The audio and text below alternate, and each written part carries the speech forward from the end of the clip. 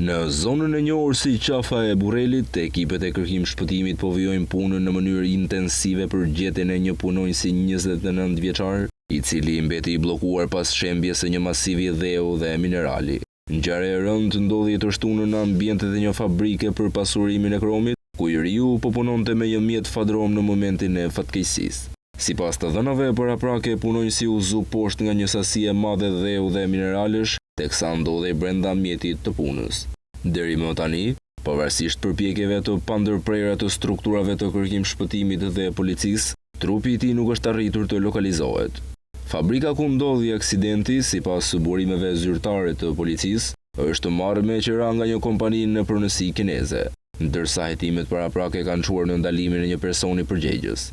Bëhet fjalë për Admir Lala, 44 vjeç, banues në Klos, i cili mbante pozicionin e drejtuesit teknik në këtë subjekt. Ai është arrestuar në flagrancë për veprën penale shkelja rregullave të mbrojtjes në punë, pasi dyshohet se ka pasur mangësi në zbatimin e masave të sigurisë, të cilat mund të kishin parandaluar tragjedinë.